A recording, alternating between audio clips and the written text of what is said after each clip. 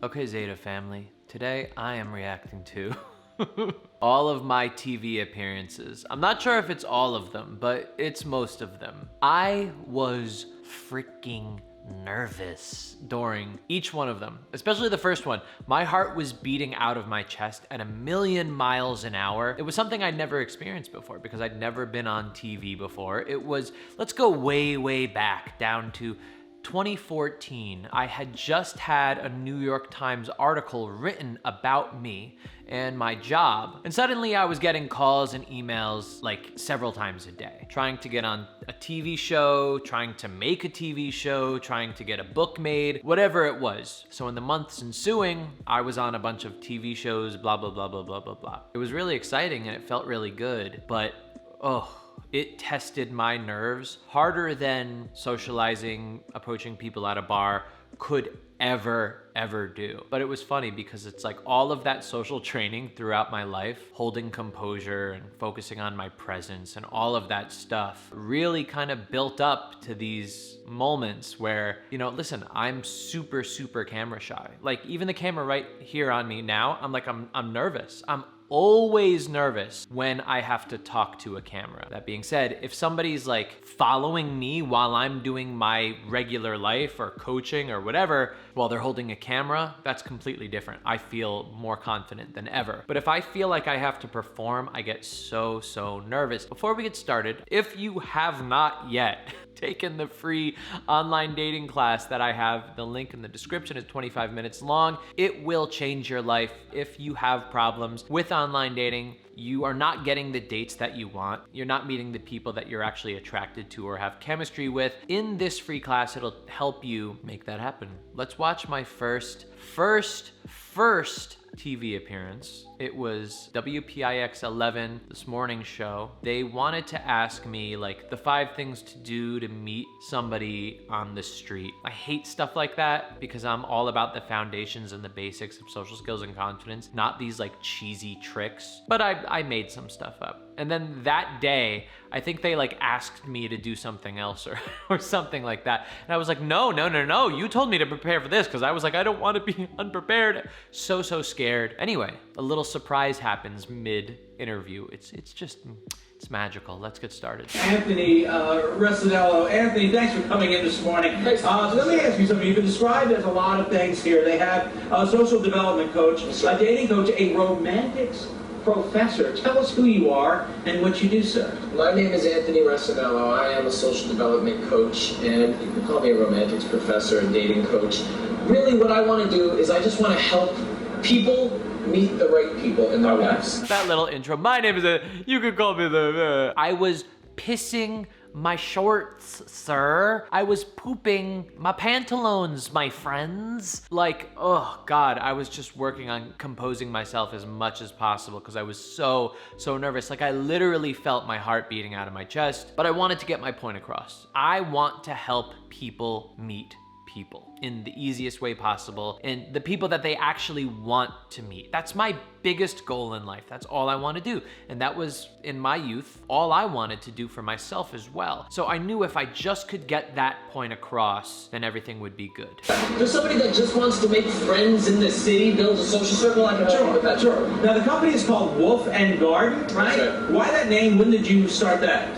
I started Wolf and Garden about 2 years ago, and in reality, it sounds cool. It's a cool name. It is, right? So back a long time ago, I thought it was cool to like come up with a company name. Me and my buddy wrote down a list of potential business names, and one of them was Wolf and Garden. And he was like, that Wolf and Garden one's pretty good. And I was like, oh, really? Okay. For a couple of years, my business was Wolf and Garden. Later on, I made it into something that fit the meaning of what I taught. Wolf being purpose, garden being presence. I wrote an audiobook all about it. But anyway, I'm glad that I don't use it anymore. It's kind of cheesy. It's kind of outdated. Anyway. So why is it a social development program for men? What is the... So at this moment right there, and you could see my face looking, oh baby. There was a homeless man, and for some reason, first of all, they decided to put us outside to do an interview.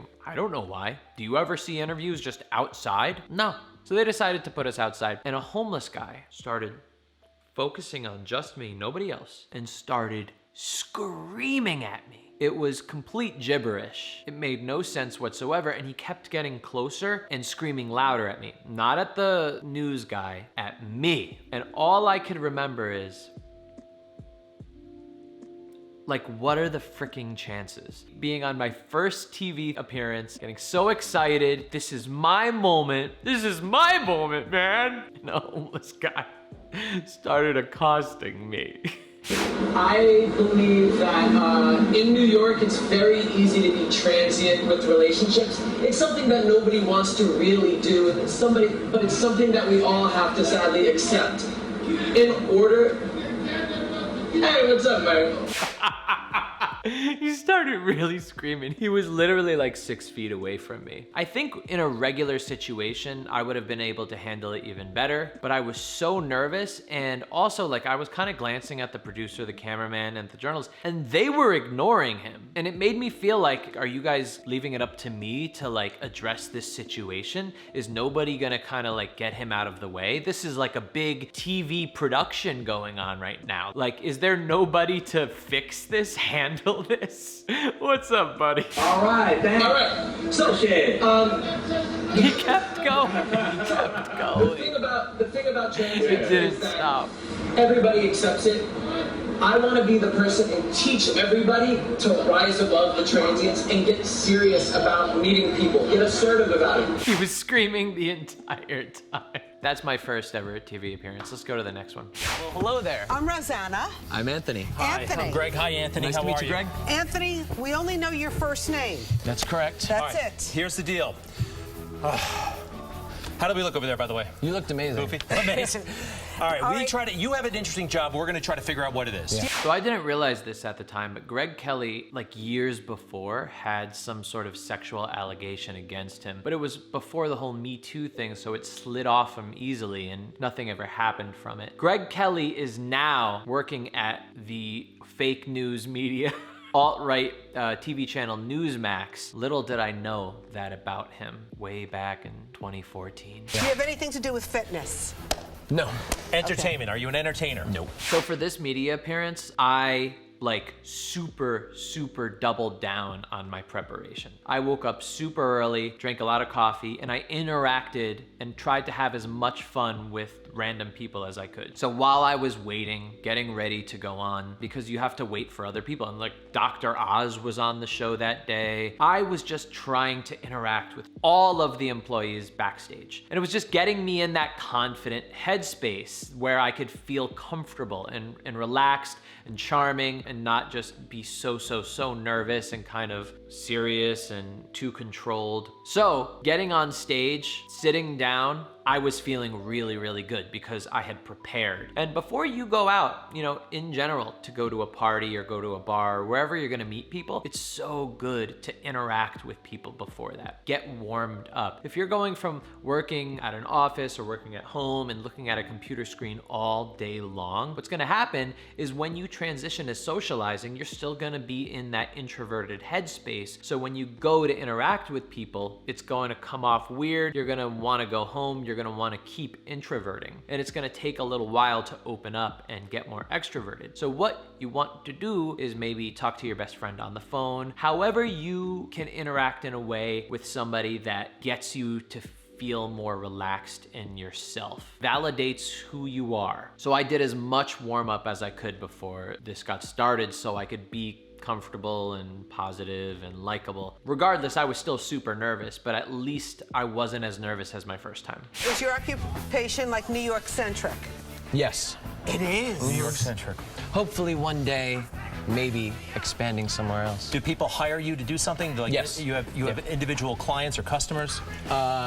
Yes, I do. He wears no socks, so he's got to be somewhat cool. Are you a hipster? No, I'm just lazy. Right there, I was like in the zone. I felt good. You know, I just cracked a joke. It's where otherwise I would be so nervous. Are you a hipster? I would have had some serious response. But because I cracked that joke, I made them laugh. I was feeling a little more relaxed. I was having a lot of fun with them, and it was just like a surreal experience. I know what you are. I got a hunch. How could you guess that already? Is it going to be Well, so quick? there's been some coverage about this in the news lately. Oh. Are you a pickup artist? Well, I wouldn't want to call myself that, but pickup you're artist? very warm. Wait, what do you mean? He's like, he tells guys how to meet girls, right? Yeah. Anthony, put it there, huh? That was quick. Love that. Well, I Wait, is my segment over now? no, because yeah, of yeah, this? thank you. Very nice to have you. So I truly was pissed. Because I was like, wait a second, am I going to leave now? Would I only have a minute on TV? Is my segment over? You know what? Because we kind of feel like we're supposed to know how to do this kind of stuff. Well, how did you get so good at it that you're able to teach others how to You do know it? why? Because I was rubbish at it when I was 21, and I made it. So this is me like trying to act cool and composed. See, when I'm nervous, I get more serious. And I get like this like, I was rubbish at it. Like, come on, don't be a fucking nerd, dude. Let me run this by you. I think there's a lot less social interaction now than ever before because everybody's heads down. Yeah. They don't go to the bar to meet somebody. They go to the bar to meet whoever they met on some Yes. app. Yes. Do you do that? I'm just telling you, that's my It sounds a little that's my observation. How do you know that? Well, you know, I've read things. I got him turning red. Oh my God.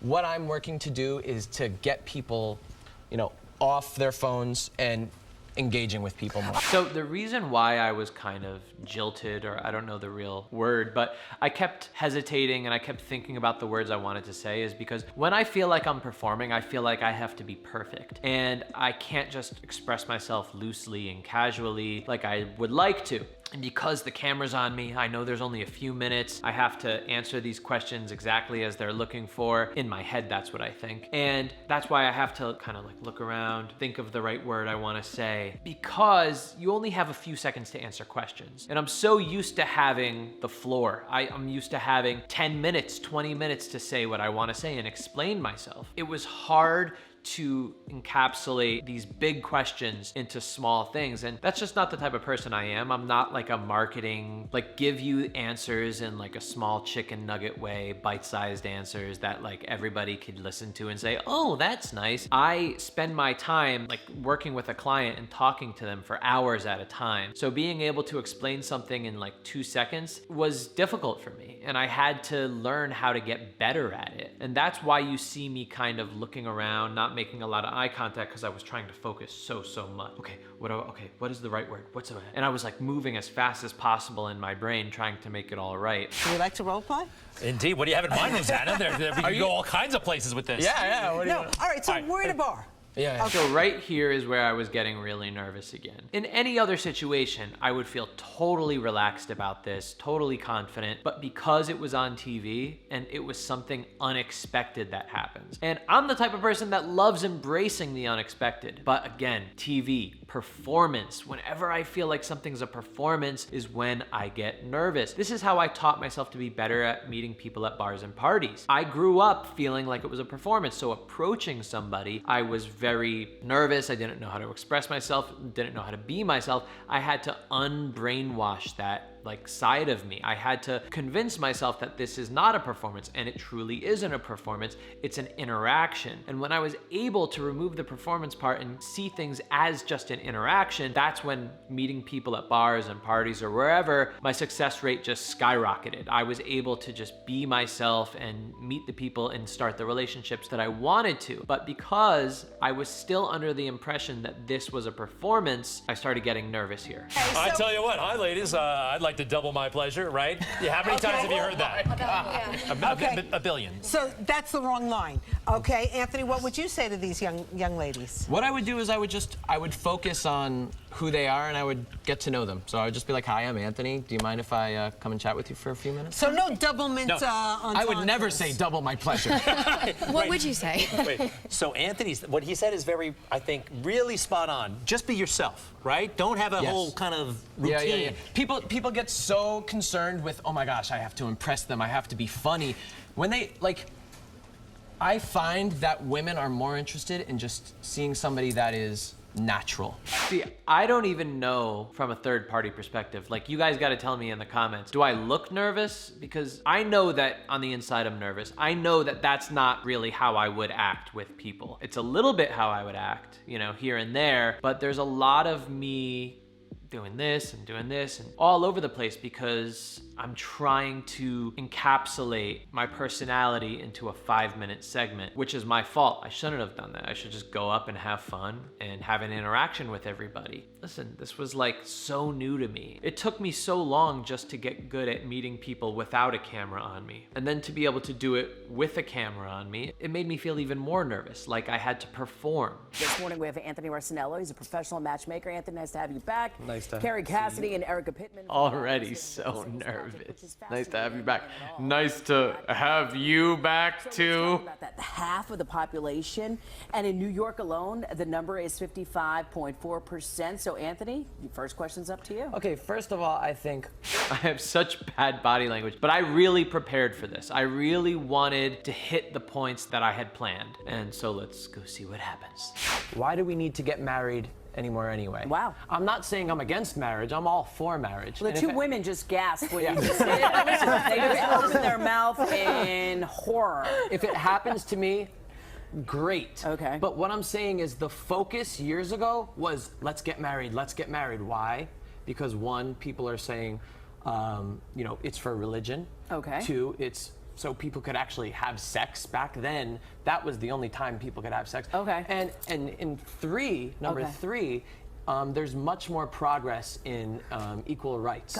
Like, I don't know what problem she had with what I said, but you could see already right here, she's like pissed, flustered, and I have no idea why. The problem with this TV appearance I had right here is I wish I had more time to have the conversation, but I feel like I was shut down right after that. I think it actually is harder because one, especially in New York City and in urban areas. Okay, are you part of the me generation? Me, what I want, what I need, what, and right now. I guess you know, maybe, I don't know. No, I'm talking about that in a very sort of Broad way.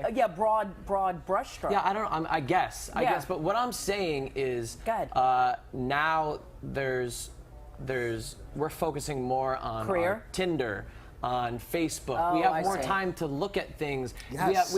We're objectifying So you're people saying through that pictures. there's Here's the thing, my problem was I was taking too long to explain myself. There was so much thinking time. Again, I'm better when it's slow, when I could have a conversation with somebody, when I could say exactly what I mean. And she's like jumping all around with like, are you part of the me generation? And now I have to like talk about what that means. Like, I don't even know what she was talking about. And so I really wasn't able to get my point across. I still had fun. I mean, it was a really fun appearance. I got to make friends with the other two people that were guest appearing on there. And this was my second time on WPIX. I got on WPIX, I think, one more time for 50 Shades of Grey trailer that was released. Let's watch that, actually. You think that couples should be going together to see this movie and then maybe, experiencing it you know together? what? at home? I don't know. I actually think the exciting thing about this movie Yeah. is how is it going to affect sex for couples? How is it going to affect sex for people that are meeting in relationships? Is it going to open up the doors for people to be a little more just racy in the bedroom?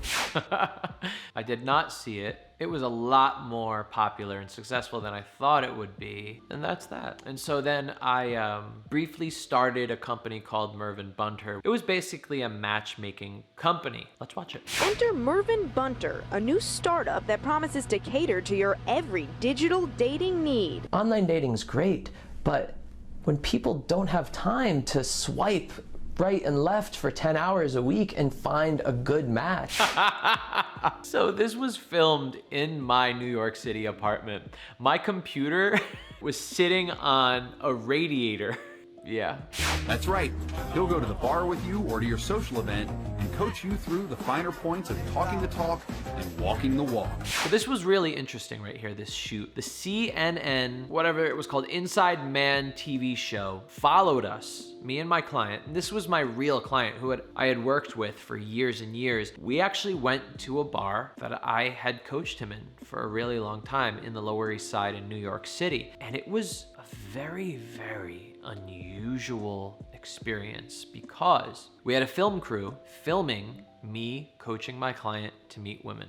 There was a guy with a big light, a big microphone hanging over our heads, a couple cameramen, and a producer all watching us at this bar. And this bar was really small, but nobody in the bar knew what was going on. So this woman that he was just about to talk to had no idea what was going on. And for me, when I know a camera's watching me, I'm hardly ever looking at the camera. So I didn't even really notice what was going on either until I had turned and looked at the whole crew, and it was the weirdest thing because it was about 6 people all staring at me with like a light and a boom and a camera. You could tell everyone in the bar was like, what is happening? But it kept it relatively natural because he was actually able to interact with this girl in a way that she wasn't acting like overly positive because she knew the situation. She was acting like anyone would act if a guy approached her at a bar. What I'm finding is really important is the ability to engage with another person. Yeah.